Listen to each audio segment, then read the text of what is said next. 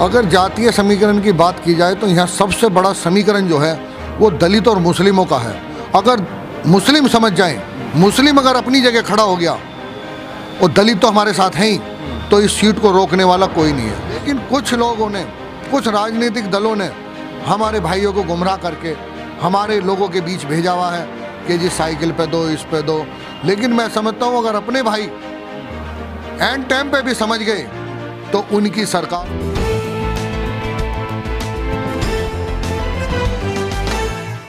नमस्कार, मैं तेजिंदर और आप देख रहे हैं नेशन टाइम। मैं इस वक्त गाज़ियाबाद की मुरादनगर विधानसभा में मौजूद हूं और मेरे साथ यहां पर बीएसपी के प्रत्याशी हाजी इदरीस जी हैं, अयूब इदरीसी हैं। कैसा उनका चुनाव है, क्योंकि ये सीट इस 2017 से पहले बीएसपी के खाते में रही थी और यहाँ पर मुस्लिम और दलित गठजोड़ का एक अनोखा जो है समीकरण निकल कर आता है। हाजी जी, कैसे देख रहे हैं आप अपने चुनाव को? नमस्कार। सबसे पहले आपको मैं इस चुनाव को जो है अपने विकास के तौर पे देख रहा हूँ। मैंने पब्लिक से जो वादा किया है वो विकास का वादा किया है। मैंने यहाँ पर उनके लिए बस स्टैंड की योजना बनाई है। जो बस स्टैंड पर अतिक्रमण हो रहा है उसको हटाना है, जगह जगह शौचालय बनाने हैं, फुटपाथ बनाना है, साइकिल के लिए ट्रैक बनाना है, यहाँ पर खेल कूद के लिए एक पार्क बनाना है। तो बहुत सारी हमारे दिमाग में योजनाएं हैं जो कि मैं इस काम को जीतने के बाद ज़रूर करूँगा। अच्छा, पिछले 5 साल की अगर हम बात करें, जो वर्तमान में विधायक बीजेपी के विधायक हैं यहाँ पर, उनके कार्यकाल को आप कैसे देख रहे हैं, उनके विकास को कैसे देख रहे हैं? देखिए, विकास के नाम पे तो कोई काम हुआ ही नहीं यहाँ पर। ये दिल्ली के नज़दीक शहर होने के बाद भी यहाँ पर ऐसे रह रहा है, यहाँ के लोग ऐसे रह रहे हैं कि जैसे बहुत पीछे के पूरब साइड में रह रहे हों, क्योंकि यहाँ विकास नाम पे कोई चीज़ नहीं हुई है। आप देख सकते हैं यहाँ पर कोई बड़ा हॉस्पिटल नहीं है, जबकि दूर दराज से जो लोग या हमारी माताएं बहनें आती हैं वो या तो सुभारती मेरठ जाती हैं या फिर गाजियाबाद जाती हैं। तो उनके लिए यहाँ पर 4 मंजिल का 100 बेड का एक हॉस्पिटल होना चाहिए।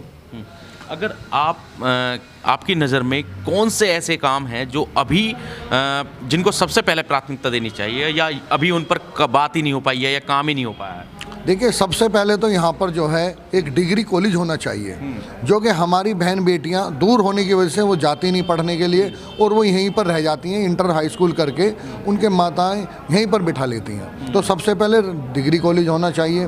दूसरा, एक साइंस का इंटर कॉलेज होना चाहिए। अगर यहाँ कोई हाई स्कूल के बाद साइंस लेता है तो उसके लिए कोई ऑप्शन नहीं बचता, वो या तो फिर मोदी नगर जाना पड़ता है या गाजियाबाद जाना पड़ता। तो साइंस के लिए भी एक इंटर कॉलेज यहाँ पर होना ज़रूरी है।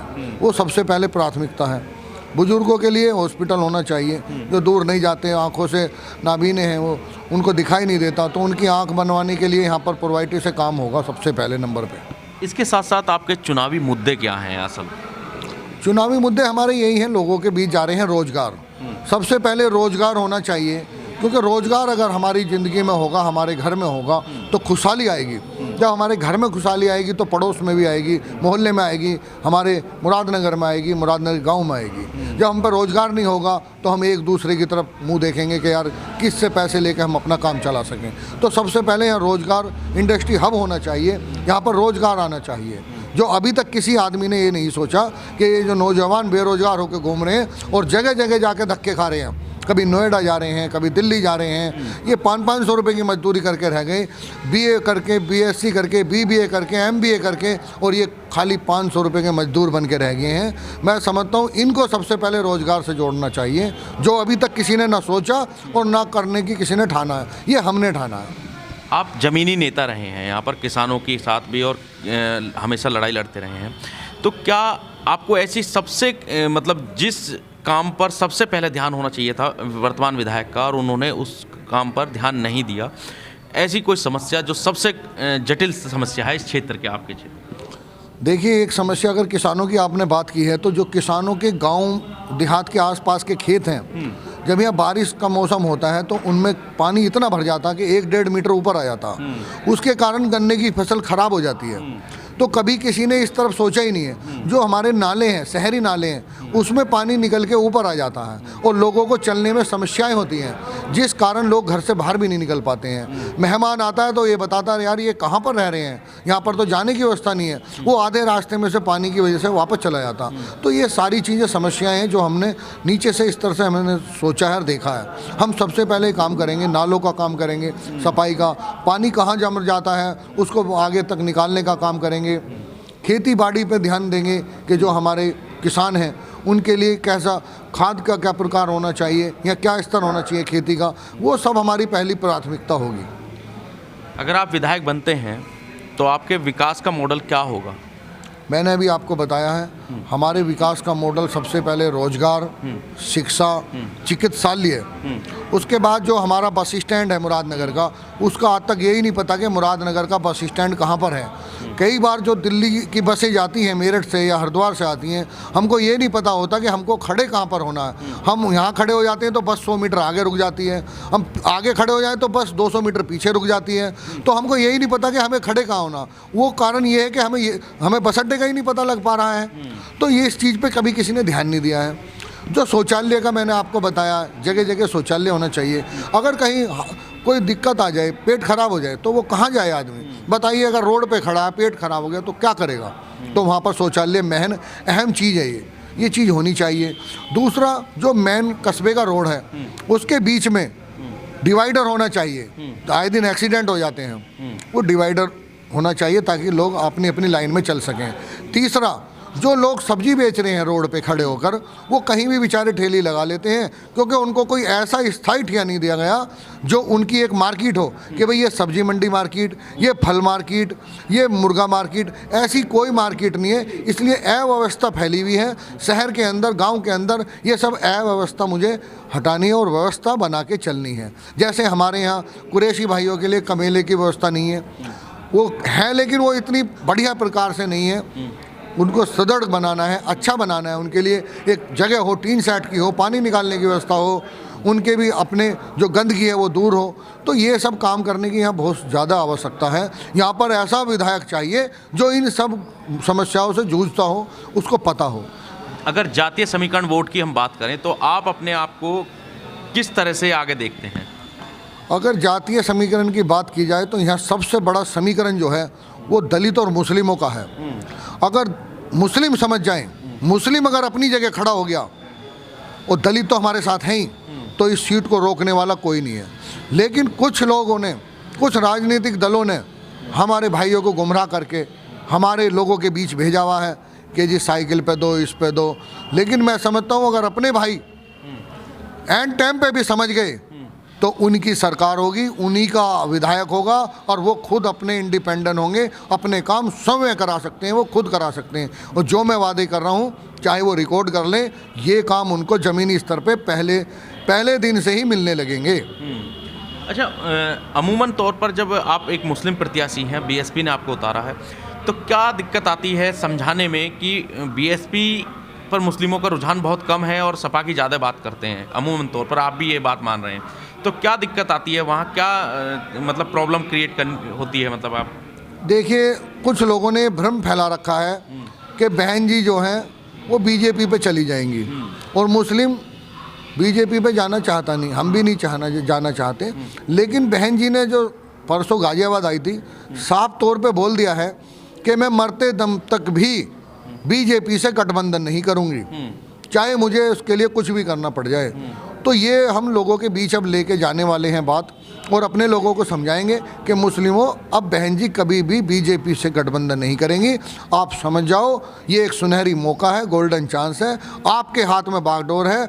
आज आपने अगर बात मान ली तो ये समझ लो 5 साल तक के लिए आप अपना मुस्तकबिल चुन लोगे, अपने हाथ में कलम ले लोगे और अपनी कलम से काम करने वाले बनोगे। और जब 5 साल तक करोगे तो आने वाले आगे भी 5 साल फिर आपका ही भाई खड़ा होगा, चाहे आप में से हो, चाहे मैं हूँ या कोई और हो। इदरीस भाई, तमाम बुद्धिजीवी ये बात मानते हैं कि जब जब बसपा शासन में रही है तब तब बीजेपी का जो है वो पतन हुआ है। चाहे आप किसी भी शासनकाल की बात कर लीजिए और बीजेपी का ग्राफ डाउन होता चला गया, और जब जब सपा जो है सत्ता में आई है तब तब बीजेपी अप हुई है। तो ये चाहे किसी भी कार्यकाल को उठा के देख लीजिए, वो साफ दर्शाता है। तो ये फिर बात मुस्लिमों के जहन तक क्यों नहीं पहुंच पा रही है? क्या लीडरशिप जो है काम नहीं कर पा रही है अंदर? देखिए, मुस्लिम जो हैं वो थोड़े जज्बाती होते हैं, जल्दी बहक जाते हैं। बाकी इनको समझना चाहिए कि सपा हमेशा बीजेपी का डर दिखाकर और अपना वोट बैंक जो है वो लेना चाहती है। सपा जब तक जिंदा है जब तक भाजपा है, क्योंकि भाजपा के डर से ही सपा की सरकार आती है। अगर भाजपा नहीं रही तो सपा की सरकार नहीं आएगी, बीएसपी की सरकार आएगी हमेशा। इसलिए वो बीजेपी का डर दिखाते हैं, जबकि उन्होंने मुस्लिमों के लिए कुछ नहीं किया। मुस्लिमों को सोचने की ज़रूरत है कि तुम्हारा एक नेता था आजम खान, कद्दावर नेता था, हमारा नेता था वो, लेकिन वो जेल के सलाखों के पीछे चला गया। कभी अखिलेश यादव बोला, कभी नहीं बोला। उनकी बीवी फातिमा जेल के अंदर चली गई, कभी बोला अखिलेश, कभी नहीं बोला। उनका बेटा अब्दुल्ला भी जेल के अंदर रह के आया है, अब आया हुआ एंड टाइम पे, कभी बोला, उस पर नहीं बोला। एनआरसी पे जब हमारे प्रधानमंत्री ने बोल दिया था कि जाइए आप अपने अपने कागज़ लाइए कि आप बांग्लादेशी हो, आप यहाँ के रहने वाले नहीं हो, तो सब कागज़ ढूंढने चल दिए। लेकिन कभी अखिलेश ने ये नहीं कहा कि नहीं ये गलत है। शाहीन बाग इतना बड़ा मैटर हुआ, लखनऊ में भी हुआ, दिल्ली में भी हुआ, लेकिन कभी नहीं बोला वो। तो वो मुस्लिमों की खाली एंड टाइम पर आके सहानुभूति लेना चाहता है, बीजेपी का डर दिखा के। बाकी वो मुस्लिमों को कोई हितैषी नहीं है। मुस्लिमों को सबसे ज़्यादा प्रताड़ित हुआ है। मुजफ्फरनगर दंगों को आप शायद याद नहीं कर पा रहे हैं, मैं आपको बता दूं। मैं उसी पे आना चाह रहा था। जब इसके राज में 184 दंगे हैं, गूगल पे सर्च करके देख लीजिए, 200 से ज़्यादा हैं, 200 से ज़्यादा।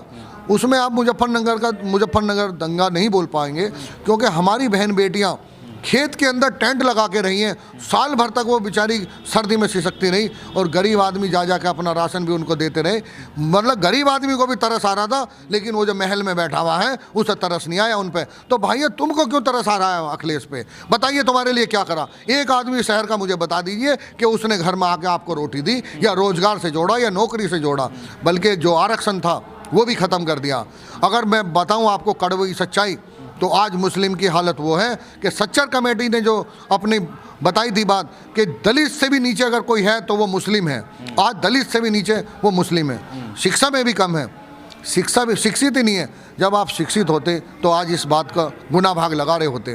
लेकिन बस आपको तो ये देखना अखिलेश, अरे ये देखो कि तुम्हारा एक भाई खड़ा, तुम्हारी बात कहने वाला खड़ा। अगर आप में जज्बाती हो, अगर दिल में ईमान हो, तो आज भी बदल जाओ और आ जाओ एक पाले पे, और बीएसपी को जिता के अपना रहनुमा बना लो, अपना मुस्तकबिल बना लो, ताकि आप ही राज कर सकें। आने वाले 5 साल नहीं, आगे तक आपका रास्ता खुल जाएगा। भविष्य में आप ही विधायक बनोगे, और जब आप विधायक बनोगे तो एमपी का रास्ता भी मैं खोलूँगा इंशाअल्लाह, और आपको आपके घर में से एमपी बना के लाऊंगा इंशाअल्लाह। तो बहुत बहुत धन्यवाद आपका, और तमाम सवालों पर आपने बेबाक जवाब दिया, और तमाम जो राय है वो अपनी रखी। और इस बार के चुनाव में किस तरह का माहौल जो है वो बनाने की कोशिश की जा रही है, उस पर एक मेरा आखिरी सवाल है आपसे कि बीजेपी लगातार कोशिश कर रही है कि चुनाव को कम्युनिकल रंग दे दिया जाए, लेकिन इस बार क्या आप देख रहे हैं कि वाकई इस फॉर्मूले को पश्चिमी उत्तर प्रदेश में खासकर आजमा पाएगी बीजेपी और इसका फ़ायदा ले पाएगी? देखिए, बीजेपी का ग्राफ नीचे जाता जा रहा है धीरे धीरे, और बीजेपी का कोई इस टाइम रोल नहीं है। बीजेपी अब हारेगी। बीजेपी का कोई भी कैंडिडेट है वो हारेगा, चूँकि लोग तंग आ गए हैं। लोग इनकी बातों से, इनके जुमलेबाजी से, इन्होंने हमेशा लोगों को ठगा है, जुमलेबाजी की है। लोग समझ चुके हैं, क्योंकि झूठ हमेशा नहीं चलता। झूठ एक सीमित समय के लिए चलता है, साल भर के लिए, 2 साल के लिए, 3 साल के लिए। इन्होंने हमें नहीं, हर वर्ग के लोगों को ठगा है। यहाँ तक के जो इनके सपोर्टर हैं, चाहे वो त्यागी समाज हो, चाहे वो जाट समाज हो, चाहे कोई सा भी समाज हो, आजकल वो भी परेशान है। आप ये समझ लीजिए कि व्यापार किसके पास है? व्यापार जो है हमारे हिंदू भाई के पास है, लेकिन उनके व्यापार भी ख़त्म कर दिए इन्होंने। अगर देखा जाए तो आप देखिए कौन सा व्यापारी खुश है आज? ना व्यापारी खुश है, ना मजदूर खुश है। केवल राजनीति हिंदू मुस्लिम पर करी जा रही है इनकी। ये हिंदू मुस्लिम करके अपने हिंदू भाइयों को इकट्ठा करने का काम कर रहे हैं, और कुछ काम नहीं कर रहे हैं। इनके पास एक पहले पैंतरा था कि जी राम मंदिर बनवाएंगे। जब वो राम मंदिर का काम हो गया तो अब इन्होंने सोचा यार अब क्या आजमाएं, तो फिर इन्होंने पाकिस्तान हिंदुस्तान वाला मामला कर दिया, सर्जिकल स्ट्राइक कर दी गई। मैं कहता हूँ सर्जिकल स्ट्राइक आप विदेश में दूसरे के यहाँ तो कर रहे हैं जाके, यानी आपके पास ऐसी सैटेलाइट है कि पाकिस्तान में बैठा हुआ आतंकवादी तो आपको नजर आ रहा है, लेकिन जो हमारे देश में बैठा हुआ आतंकवादी है वो आपको दिखाई नहीं दे रहा है। आखिर ऐसा क्यों?